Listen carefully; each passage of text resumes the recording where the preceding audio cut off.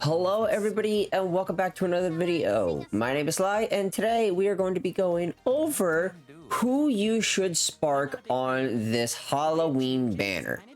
So first and foremost, this Halloween banner does indeed come with the free 100-fold summon that it only exists for literally until reset. At the time of this recording, you have almost 22 hours to go. You have 22 hours and 15 minutes left at the time of this recording. By the time it goes live, less. So you have until reset. So we're going to go over who you should spark from this pool. I'm going to first go over the first 4 that I think you should do, and then we'll go into the rest of the units themselves. So let's move over to the top 4. This is going to be in order, left to right, 1 through 4. So, number 1, believe it or not, it is actually the 4-star staff Halloween Lowen. Halloween Lowen is probably the best flame staff in the game. Granted, he does not have over damage in his kit, like, regularly. That is 0 issue, considering you can give him an over damage shared skill like Summer Verica, who literally has the best one. Or you could give him Yukata Cassandra's, you can give him Akashi's, you can give him Dragalia Lily. There's a bunch of stuff to give him over damage. That is the sole thing he is missing from his kit, aside an extra 25% skill prep. But he gives himself that through his 4 strikes. So here, he has 75% prep in his base kit. And then Force Charge 3 will give him 25%. So he can have it pretty much at the start of the quest. However, you kind of want to give him just the 100% at the start with his, with the 25% print. Should he ever get a spiral, he literally just needs to get over damage in one of his 2 skills and then give him 100% prep, and that is all he ever fucking needs. So, however, let's go over the print setup for him overall. So this is a standard healer buff composition for prints. You can actually also make him dual res with a stun setup, which I will show on the next unit. So, pretty much Halloween Lowen has this. HP is standard. The more HP, the more the healing. Buff skill time because he does have buffs in his skills. Recovery potency because you want him to heal more. Again, more buff skill time, maxing it out as much as possible. The skill haste because you want the skills up faster. Sword Sum and Bow Sum are the standard stuff. Granted, he really doesn't need the strength, but you'll want the more buff time anyways, and you might as well crunch him. Might crunch him a little bit, so the strength ain't gonna kill him. So overall, he is the only 4-star I would, in this entire game, that I would say, if you spark, I will not judge you.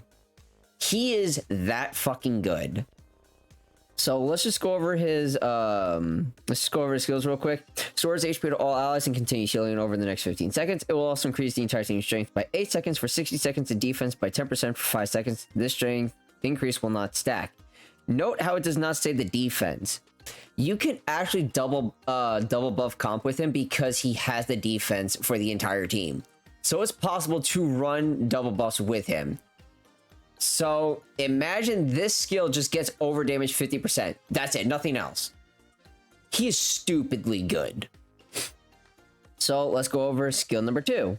Restores HP to all allies and increases the entire team's max HP by 10% for the remainder of the quest. Once HP buffs reach the limit, and HP recovery effect is granted instead. So pretty much use this once, you get max HP by 10%, and then after that, you just get HP recovery instead. He is literally, hey, do you like healing? Here's healing.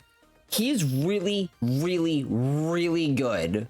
Like, to the point where if you're not trying to auto-comp, like, extremely high difficulty stuff, he is on that team for auto-comps.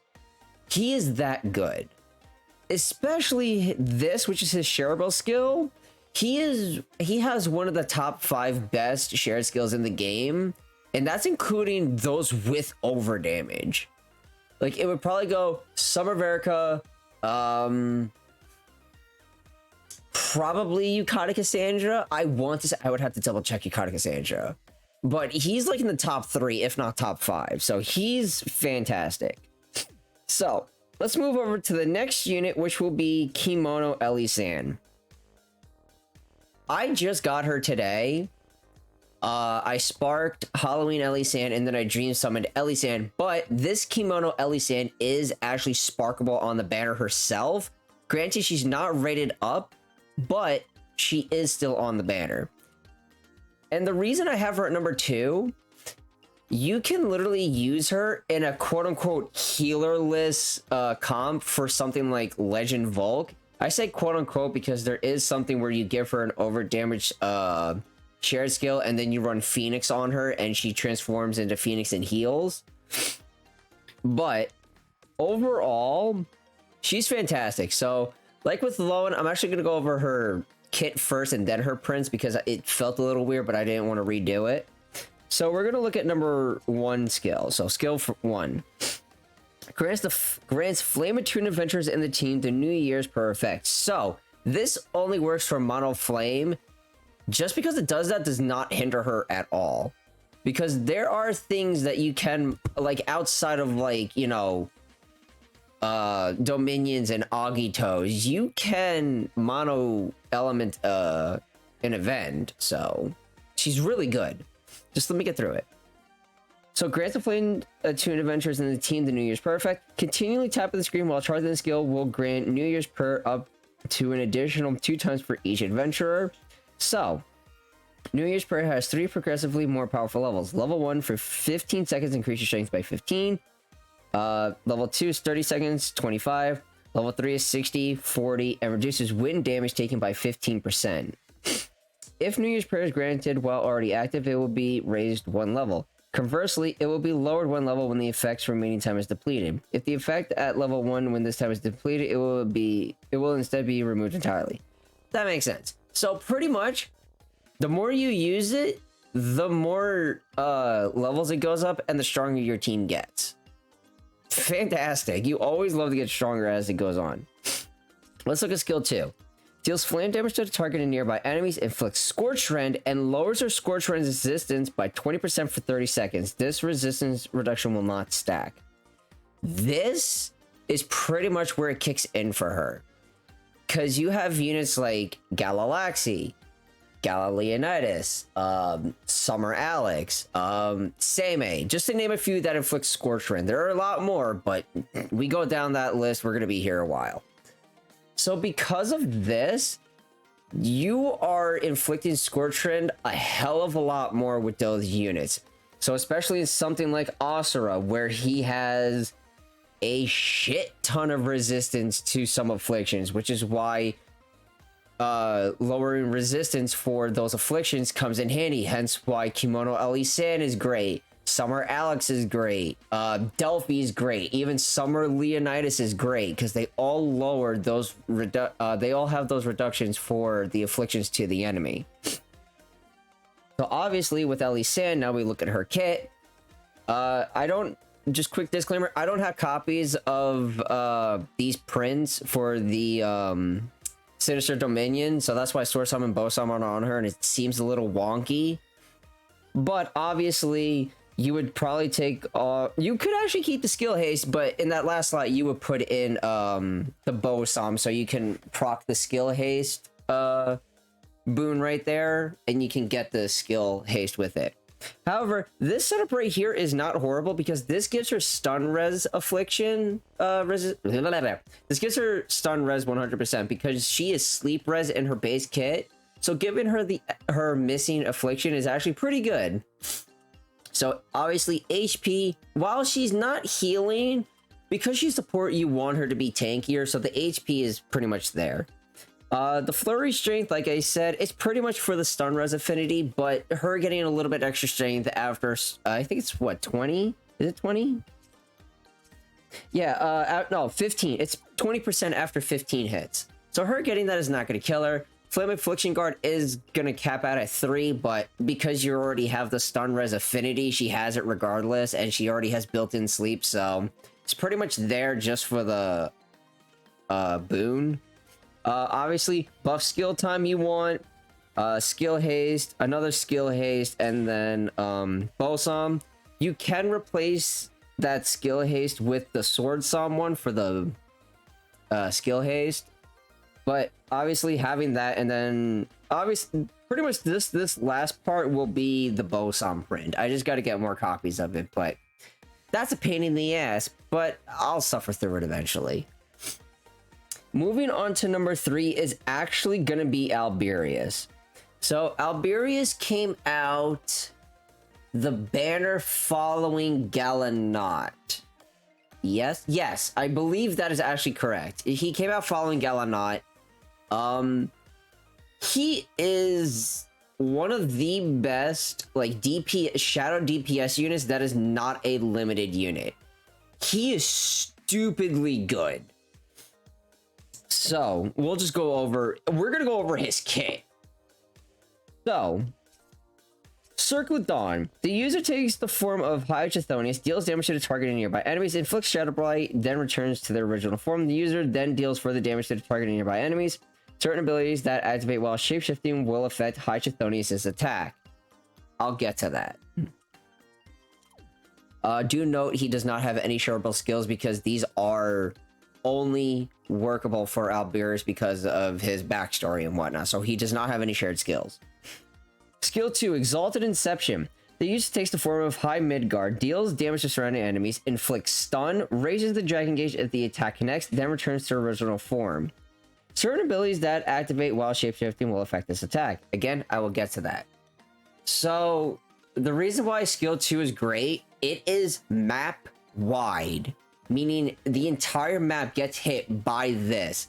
For something like Asura, where he spawns 4 of those orbs on the field, this attack can hit all of them and break all of them at once. And he's fantastic for something like that. Even something like Legend Cayenne, where he has the Supreme Spheres, even not just Legend Cayenne, just Cayenne in general, this hits all of them map wide. So fantastic skill too. So now, like I was saying, let's get into the part that I said I will get to in a second, where it says affects the skill. Right here, Dragon's Fierce Rule 2 grants the user's attacks the ability to dispel one enemy buff when in dragon form. This effect does not apply to the damage dealt as the user shapeshifts. So, you know, when you shapeshift into a dragon, you do like a little bit of damage to enemies. It doesn't apply to that, but everything else accounts. This ability applies to his first and second skill when he transforms into Chthonius and Midgard. Both of his skills dispel because of this ability. And then when you just shapeshift naturally with any dragon, the standard attacks dispel and the skill itself dispels. So he has up to 4 ways to dispel. It is insane of what this unit can do. Because of this unit, and obviously I maxed out all of the stuff for Shadow, I can speed run Legend Cayenne. If I had Joker, I would be able to quote unquote healerless that entire fight, but I can't, so I just use Summer Verica.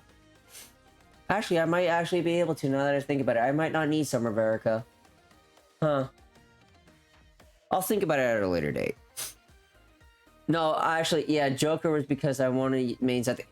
It's a long story. I could probably do it. I might do it. I don't know. So pretty much this ability is really, really strong. And then this fills 25% of the Dragon Gauge to start a quest and increases defense by 25% when in Dragon form. I don't think that activates double buffs because it's only in Dragon form. However, doesn't hurt to have. Really good. He has blindness res. It's weird that I give the other 2 their missing affliction. Paralysis, I have to figure out what even is the what is paralysis? Bull's boon? That's weird. I'll have to look into that, but for Prince, it's pretty much this. You could go for dragon damage for the 30%, but because he inflicts Shadow Blight himself, you might as well give him the Punisher for it. This is actually all correct, pretty much. There are instances where you don't want to run all this dragon damage, and it's actually better to run things like Flurry, Strength, and whatnot. But this actually works as a real setup composition for him. So the Sword Song, obviously, to give him the Strength because of the skill damage boon. And then the double skill damages to free up everything else. So you give him crit rate with Flurry Devastation, Dragon Damage, Dragon Claws, and Shadow Blade Punisher. I would probably change Dragon Claws to Dragon Time more likely in something like Dominion because Dragon Claws is actually hit by Nihility. But overall, this is actually a really good setup for him. And then lastly, and of course not least, because obviously if she was the least, then she wouldn't be on this list, and Matt is also holding a gun to my head to put her at number 4. Not really, but haha funny, it's a joke. Anywho's, Lilia! She is sparkable on this, and dear God, she is fantastic. I got her with the fall 2021 free Dream Summon ticket that we got from the Part 2 raid event, and dear God, I do not regret it. She is fun as shit. I'm gonna go over her kit. So, she is listed as a long-range mana caster unit, but she acts like all 3. What does that mean? I will explain it in a second. So, let's just quickly go over her skills. So, Drive Buster. Deals light damage to multiple targets and inflicts flash burn. If the user has 1 or more alchemic cartridges, it will deal light damage to enemies in a line, inflict flash burn, and consume 1 alchemic cartridge. And then skill 2, Alchemic Enhancement. Unlocking the skill grants the user an alchemy gauge. If the user does not have any alchemic cartridge. I cannot English. It is 4 in the morning. I am sorry. If the user does not have any alchemic cartridges, the alchemy gauge will fill when standard attacks, dodge attacks, or force strikes connect with the enemies. The alchemy gauge charges faster when the combo count is 30 or higher.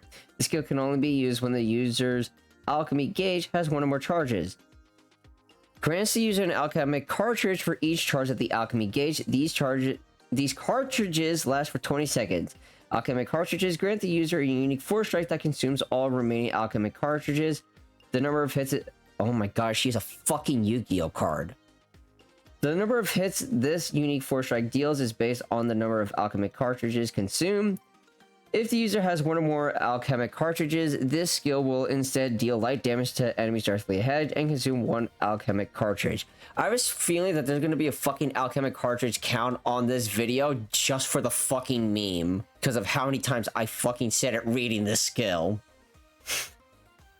Anyways, she has the range of a long range. She can have the force strike power of a rapid fire unit. She doesn't have the abandoned legs turret thingy, I'm sorry, but she does have the strength of it. And then obviously like close range mana casters, so like Yoshitsune, you dodge and she'll shoot the gun, or you tap twice and then you roll to keep the combo going. A lot easier. So in her kit, this is actually really cool because she is not a Gala unit, so the fact she has this is amazing. She has dual res. That is fantastic for her because she can take either Portal and Tartarus and she's immune to both of those. That is fantastic and I love that about her. And then she has Enigma 2. Dodging will carry out an additional attack towards the target, and that is where the close range style thingy comes into play. And then critical output increases Lilia's crit rate by 30% for 15 seconds when an alchemic cartridge is consumed by any means other than depletion of time. That's really fantastic. So she can shit out a shit ton of damage and she can deplete that overdrive gauge hella fast. Especially when she has something like this, Gauge Accelerator, which makes it go 20% faster. So, that is pretty much the top 4 sparks on the current banner. We will go over the rest of them and I'll pretty much just quickly go over them. Halloween Mem, she's good as a support. Her dragon form is actually stronger than Gala Mims, but it takes literally fucking eons to get the dragon gauge, so at that point you would just run Gala. Kimono, obviously we went over Kimono Helisan. Halloween Akasha, actually a pretty good unit. I actually worked her up for a water blade for bench, and because of Gala Mars's Trials of the Mighty event. So yeah. Mitsuba. It's cheese time. She's still used for Veronica cheeses if you choose to. Grimnir, actually don't know much about him. Let me quickly check his kit. Stormlash. Okay, skill change. Okay, so he's Stormlash. And draws them in. I mean, he's kind of cool. I don't know. I literally don't know much about him, like, at all. He recently just came out. 100 hit combo. Oh my. Well, he looks unique. I mean, he's pretty good. I'm pretty sure he's good. Like, inflict Stormlash, hold 9 yards. Halloween Melsa, the sticker girl for it's super zombie time. She's pretty much a support unit. Increases team strength. And then this, I actually have this. It lowers their poison resistance and inflicts poison. So I actually use that sometimes. So it's actually pretty good. So her share skill is actually solid. Halloween Ellie Sand. I just sparked her and I don't regret it. I have every single Halloween. I have every single Ellie Sand alt in the game. I regret fucking nothing. Sacred Maiden. Skill shift shit. Phase 3 gives health restoration. The more you use it, the phases change. Mischief Maker deals light damage to the fills users skill gauges that the attack connects. Has some extra stuff in it. It's actually pretty cool of what she can do. She's a support unit, so if she's not shitting out a shit ton of damage, there's your answer. She is curse res, so you gotta give her poison res. She does have gauge accelerated by 25% and has skill damage, so woohoo! She can double up as a DPS, but I tend to keep her as support. Lilia Beerus already went over. Halloween Lowen went over. The rest, they're solid, but like I said, the only 4-star you would really ever spark is Halloween Lowen. And then dragons, you have Cerberus, Gabriel, Halloween Marinimus, Garuda, Raphael, Ramiel, and Halloween Silk. Only one on here that's worth sparking is Marinimus because he is water, HP, and skill haste. That's it. So yeah, that's pretty much it for the video. I think I've rambled on long enough. We're pushing 20 fucking minutes, so 25 minutes. Anywho's, that's gonna be it for the video. If you did enjoy it, please remember to hit like. If you haven't already, hit the subscribe button, turn on notifications, stay up to date with everything on the channel. Once again, I'm really sorry for rambling on for the last 20 minutes. It's 4 a.m., but I really wanted to make this video because I felt that it was important for you guys to pick if you so wanted to spark on this banner. Because for this banner, they were, excuse me, hiccups.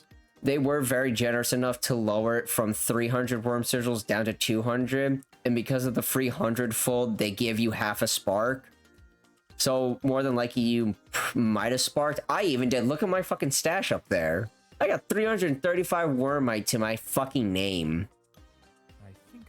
I got jack shit. I have a multi to my name. That is it. The last 2 banners fucking killed me. You know, even Sandy, but you know what? Sandy was, at least Sandy was fucking worth it. Protosnix, fuck you, bro. Fuck you. I did 150 pulls and I only got 2 Halloween Laxies. Rate up is a fucking lie. Anywho's, I'm done rambling. I hope you all did enjoy the video, and I'll see you all in the next one. Peace.